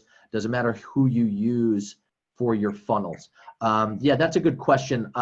For me, I'm just a ClickFunnels guy. I actually have not heard of the Builderall one. You know, there's Lead Pages, there's Kajabi. There are a bunch of different platforms out there now that are trying to help you create funnels very quickly. I just use ClickFunnels because everyone is, to be quite honest with you, right? It's like, you know, they're up to like 80 or 90,000 customers now. And I just think their CEO, Russell Brunson, is very, very sharp. So that's why I chose ClickFunnels. You know, I started with like a $9 book or $7 book that Russell Brunson put out. And now I'm in their like $30,000 a year coaching program just because they've added value to me. But I mean, had someone else got to me first or added more value, I'd probably use them. I just have seen that ClickFunnels is pretty easy. So that's what I would suggest. Awesome. All right. Let's see. Okay, cool. Now I'm going to get to a couple last minute things for you guys. Just real quick, just to make sure that this is very thorough, but I definitely wanted to just kind of give you the updated numbers on this call. I wanted to explain like what I've been up to for the last, 4 months or so. It's been a really wild ride, but as you can see, some really cool and exciting things have happened from scratch. So the conversion campaign is great, right? Now let me revisit just really quickly. If you go under here into Ads Manager, you go under Tools, and I know some of you are around the world watching this, so you literally might have to jump off the call. If you have to, that's fine. I realize we're going long. So I'm sorry. You go under here and you go under Audiences is what we're looking for. And here's what I'm just going to show you how to very quickly do. I showed you and explained how to exclude the audience based on purchases, which is using Facebook's pixel data. So if I go and create a custom audience here, these are all of my different saved audiences in this list that's grayed out right now of different audiences that I run ads with. Now, one really great audience or really awesome audience data that you want to have is things like website traffic. And Facebook actually recently changed this interface a little bit. But as you can see, we have my pixel is here. And I can do things like, here are all my different pixels. So there's the purchase pixel, okay? And I think of these custom audiences like buckets. That's all it is. It's literally just taking a group of people that have done something related to you if it's a custom audience for you. So in this case, I'm using my Facebook pixel, which is running on my website, and I am trying to find people who have purchased my product in the last 180 days. And I'm literally just going to name it just that. And this audience is already created, so I'm not going to save it, but I'm going to name it Purchase 180 Days. Now what this is doing is it's taking all of those people that have purchased anything on my site in the last 180 days and it's putting them in a bucket. Now, if I want, I can run an ad including that audience. Let's say I come out with an Instagram course and all my customers are obviously, they know who I am. They've invested before. I'm launching a brand new course. I'm going to run an ad including just that audience, right? Who's purchased my course recently? Or I'm trying to reach new people. And like I showed you, I have that custom audience for purchase 180, and I want to exclude that audience. So when setting up the ad, like I showed you earlier, I would exclude the people who already bought my stuff because it's just the same product. So really important. So custom audiences I cover in Master Facebook Marketing, but I did touch on it here, and I wanted to make sure that we kind of closed that loop so that you understood what's going on there. So you can see I have 1,200 people that purchased in the last 180 days. They're in a bucket, and I can do whatever I want. So that's just something that I wanted to touch on. Now let me just show you a couple quick things in terms of like loopholes and things I've tested, some random stuff. Some of it's worked, some of it has not worked. All of it has been done with the intention of testing and just trying to figure out where we're seeing results. So let me try to go to, we'll just sort by return on ad spend. And let's just pull up some of these. Maybe some are on, some are not running because they're old ads that I had to shut off. But here is kind of an interesting example. So I ran a lead campaign, okay? One thing, I do talk about this heavily in Master Facebook Marketing. A lead campaign is very cool because you're trying to get Facebook to optimize for someone who's going to give you their information. This works incredibly well if you're a real estate agent, if you're a chiropractor, anyone who's in, you know, kind of the sales industry where you need very hot leads. You can run these campaigns and get some very targeted leads for your business. Now, the cool thing about a lead campaign is that you don't have to even build an external website to capture that lead. The lead happens right in Facebook, okay? So here are some of the audiences that I tested. Gary Vaynerchuk's people who are interested in him became the cheapest leads. Now look at that. The cost per lead is the cheapest. So Facebook said, okay, well, this campaign won. Well, when you're running your Facebook ads, you might see weird things happen. Guess what? Yeah, sure, Gary Vaynerchuk's people are the cheapest, but Grant Cardone's people spent more. That's a 33x return on ad spend. For every dollar I put in, I'm making 33 bucks. That's insane, right? Obviously, that one's probably this one's the real winner if you're looking at it from a profit perspective, okay? This one made more money. This one's the cheapest. In this case, I actually duplicated both of them and scaled them both up. But let me just show you what I did with this lead campaign because I'm not a chiropractor or a real estate agent. For me, I'm not really interested in a bunch of leads. I'd rather them just take their credit card out and claim the course for $9. That's just a lot easier because I can, you know, maybe lose conversion in there just by getting their email. Maybe it's not enough. But here's what I did, something kind of cool, because as you can see here, it's only $2 for me to get a lead, right? Whereas a lot of times it's about $11 for me to get a conversion. So I was trying to cheat the system here, okay? I was trying to say, let's say I closed 50% of the leads. So I spend $4.44 for two leads. I close one of those people. Now I just acquired a customer for only $4.44 versus the like $11 it's taking me to get to a straight conversion. So what I tried to do was do something a little bit interesting and unique. Facebook has you build these custom lead forms. They happen right inside of Facebook. It's awesome, especially if a person's on their phone. And again, if you're in like a service-based business or a sales-based business, these work very well. And there's more info on it in Master Facebook Marketing. But you go and you create this lead form. And when someone clicks sign up, they are going to be directed to that form. And they can enter their info right on Facebook. It loads basically instantly, and they don't even have to leave the page, which is really, really cool. Let's see if it lets me test this. Perfect. And as you can see, okay, I already filled out this lead form and tested it. It's not letting me test it again, but this is basically what happens. They get a little pop-up. They enter in their name, their email right there to get that offer, whatever that is. And then all of a sudden it confirms it. All happens right in Facebook. If you're doing this versus sending people to a landing page, your conversions are probably going to be a significant amount higher right here. There's things you can play around with on lead forms without getting too complicated. This is in Master Facebook Marketing. Intent. The harder and the more info you get people to fill out in a lead form, if you're asking for their phone number, for example, obviously the more serious that person is going to be as a lead. Sometimes people complain if they're just starting with Facebook ads, hey, I got a bunch of leads, but they're crappy leads, right? I don't know what to do. Well, if you literally just add that phone number field there, it creates more friction. You're going to have people who are a lot more serious about talking to you.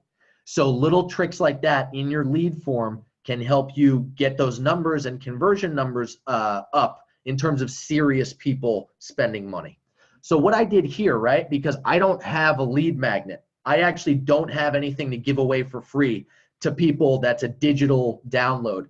All I have is really this right now.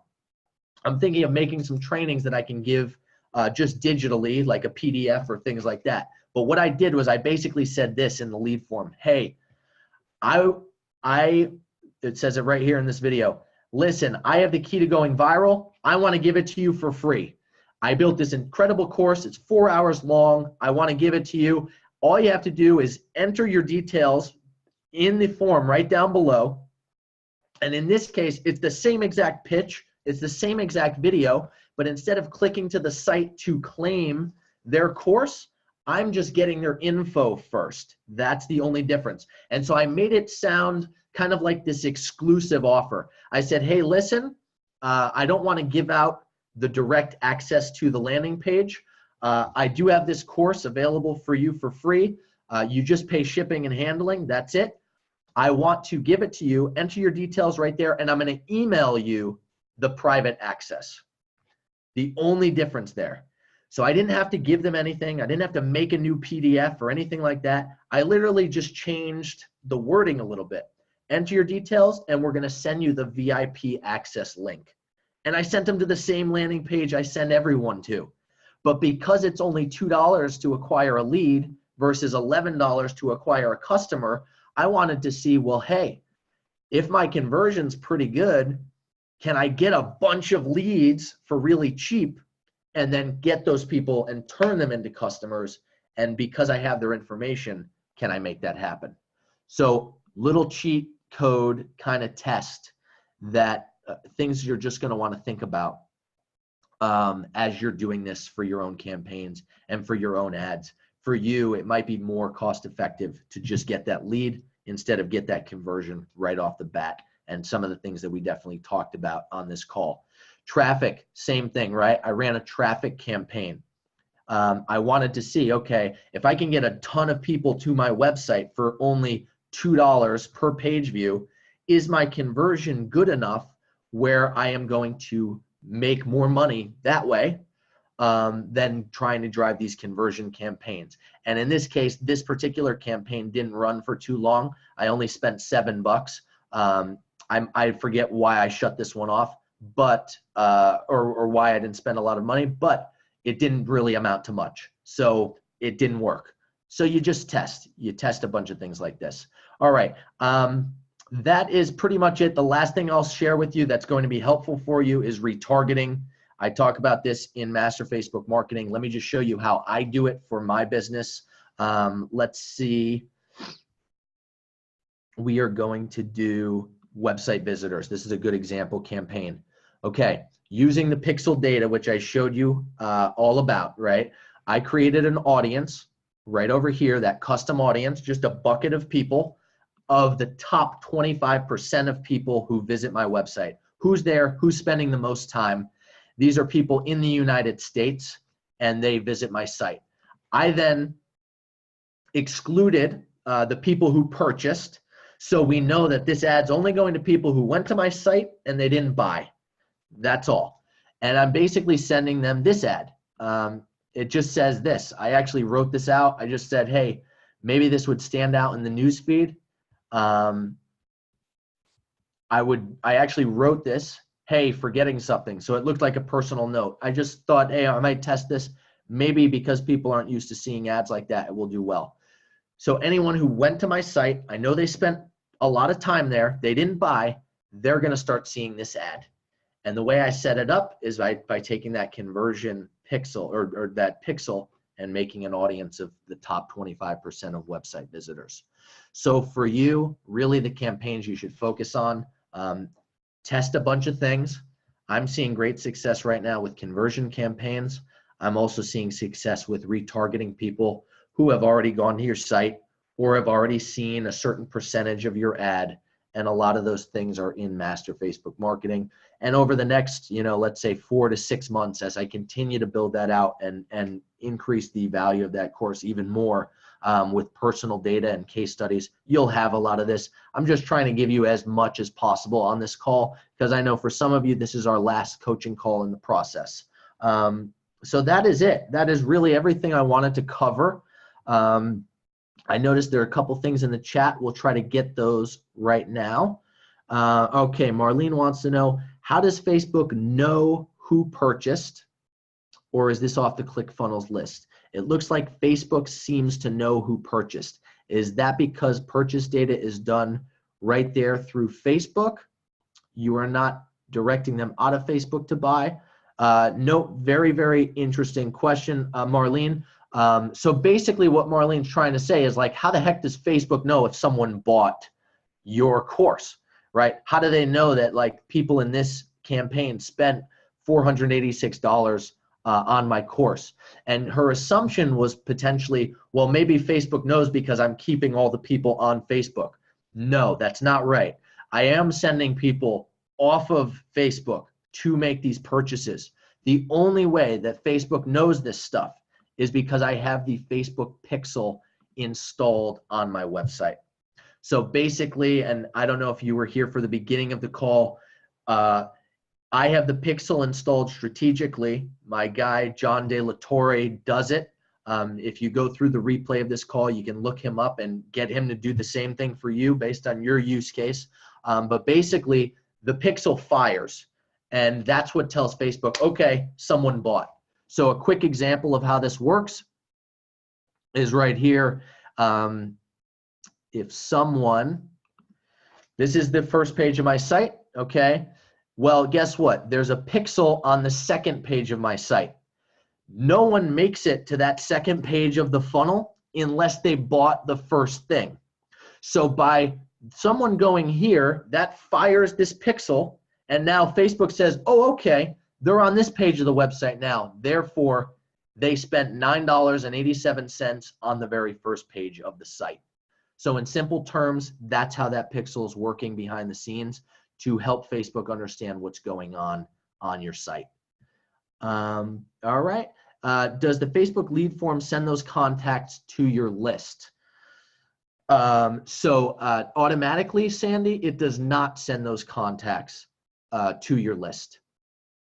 Basically, with a Facebook lead form, you typically have to go ahead and download your leads, and you can download them as a basic like CSV file, and then you simply upload those leads to your autoresponder, MailChimp, Aweber, ActiveCampaign, whoever you're using. You download the leads and you upload them to your autoresponder. That's the simplest way to do it without getting too complicated and spending another like 40 minutes on this call showing you something else.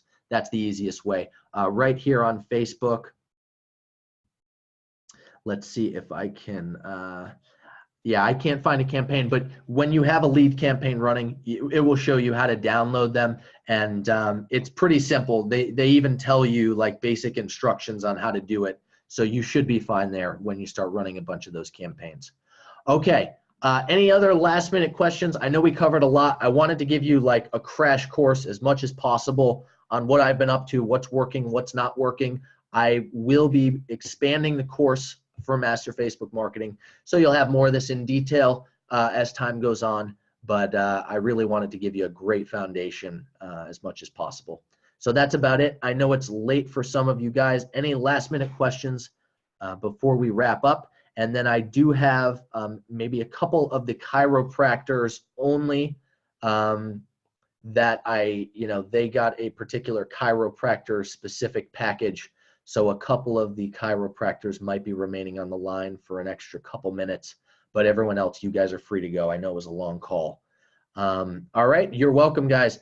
Thank you all. Listen, really appreciate it. If it's your last coaching call with me, believe me, you helped me get to this point. I'm so, so grateful. And I really, really hope that this is helping. I know it's working for you, a lot of you guys, and you've taken massive action, which I applaud you for. And just thanks so much. If you need anything, I'm always here. John@johnjakes.com. You know the drill. And if you have any follow-up questions after watching the recording or what have you, feel free to shoot me a note.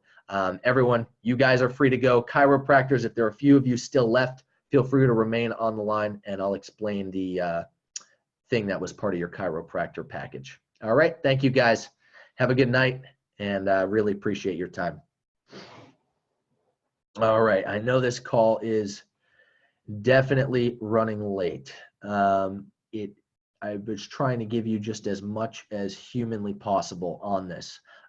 So I know for a fact we have a couple chiropractors. I know Lynn's here, and Greg, I believe that's the correct Greg. So some of the chiropractors here on the call. Okay, chiropractors. So you got a special chiropractor specific package, right? And as a part of that package, what I did, because I do work with a lot of chiropractors in my private coaching, at most of the events that I speak at when I'm doing public speaking, it's for a very diverse group of people. So I have real estate agents in the room, I have doctors, I have people from all walks of life. So I can't do a lot of these specific things. But at my chiropractor and doctor events, most of the audience is the same. Everyone is some sort of a professional and is out there helping people. So I have the luxury of being able to tailor certain things more specifically to you. You might know that as a part of your package, I have promised you some video ads, okay? These are 4 separate video ads that I actually created myself. Initially, I hired my video editor to do this. I went back and forth with him on it. I didn't really love the result, so I ended up kind of scrapping it and doing it myself. So we have, this is probably my favorite one. I wrote the copy for these. I found the stock footage. I edited all of these. So one cool thing is they're all done.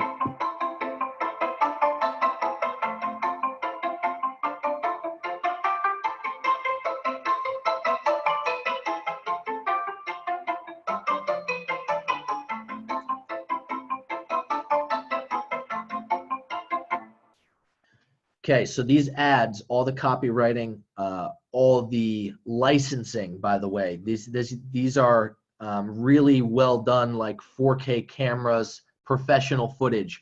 I paid for all of the licensing. It cost me a ton of money to not only do this once, but to redo it. But I really, some of you, you know, you saw me at an event months ago, and this is something I promised you, and I wanted to make it as good as possible. So here's what you do. Whereas I create all my own ads with myself in the video, and it takes a lot of time and all this stuff, I literally created these ads for you. And I tried to make them pretty general so that no matter where you are or how you run your chiropractic practice, you're able to literally plug and play. You're able to take this ad and pop it into Facebook and start collecting leads or actually driving people to your site to sign up. So in this case, right, you could take this video, and I'll just take a quick second to look at what we see in the chats here. The screen is frozen for some of you guys. Okay, no problem. Give me 1 second. Sorry about that. I will stop that. And I will reshare. It's only because I opened up a new window, so apologies. Here we go. I'll show you the ad one more time.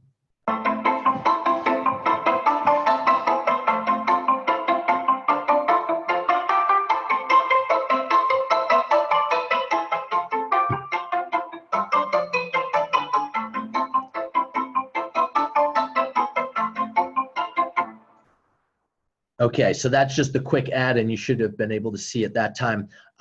So basically, you have the full rights, the full licensing. I already paid for it for you to literally take these ads and start using them for your practice tomorrow. Most of you, I sent the Dropbox link to so that you can download them very easily. And the great thing is you guys are spread out all over the country. I actually looked at the list. There's really no one that I saw that's even within like 100 miles of each other. So everyone's spread out. You guys can use these to do very targeted ads, and it's not going to matter. No one else is going to know because you're going to be targeting totally different audiences. So any one of you guys who's a chiropractor can use these and use these successfully. So this ad is pushing a new patient discount, right? You would take this video, you would go into Facebook, like I talked about a lot on this call. You would set up a lead campaign or a conversion campaign. With a lead campaign, you have them click below. In your lead form, you say, hey, and the reason I made them vague is so that you can pick your price. What is your new patient discount? You decide. Is it $97? Is it $67? I suggest the more low ticket, the better. You're going to get a lot of people that will go and submit this form. So in your ad, you say, hey, we have this really cool new patient discount. You're going to show this video as your ad, and then you start getting them to click below and give you their information if you're running a lead ad. And now you can call these people, you can follow up, you can get them on the books, get that appointment scheduled, and get them into your office to start forming that relationship. And if you're able to come up with a sexy, like very cost-effective, cheap new patient discount, you're probably going to get a lot of bites on this, a really lot of leads on this. And I've seen this work really well for other chiropractors that I've worked with in the private coaching side of things. The new patient discount is a winner. So that's that ad. We have several other ads as well. They're in Dropbox waiting for you. You just download them, you plug and play. And I just wanted to present those to you. They took me a lot of time, a lot of revisions, but I tried to make these ads target people who have back pain, neck pain, sciatic nerve pain, all sorts of different things. I literally spent probably about, an entire weekend crawling just about every chiropractor's website in Los Angeles to try to get a feel for some of the buzzwords that you guys are actively using to try to get inside of that customer's head of yours so that I can develop these ads for you so that they're ready to convert, right? So that they're speaking to that customer who's having that pain. So this particular ad I just showed you is for people who might be getting massages right now, like literally I was, right? I was getting massages and it just wasn't enough. Sure, I felt more relaxed temporarily, but something else was going on with my body and I didn't know what. And literally for the first time, I went to a chiropractor about 5 or 6 months ago for my first time in my life. And all of a sudden, I started to get more lasting change, right? So that ad is specifically speaking to that problem I think a lot of people face. You have pain, you might have gotten a massage once or twice, it wasn't enough. Well, guess what? You probably need to go see a chiropractor right now, and you're starting to encourage them to go ahead and take advantage of that new patient offer. So that's that particular ad. So you have the other 3 ads there as well. One more cool thing that I'll mention is I literally made the ads in different formats for you. So I wanted to make sure you had every possible variation of this. So literally you have your ad right here for the Facebook news feed.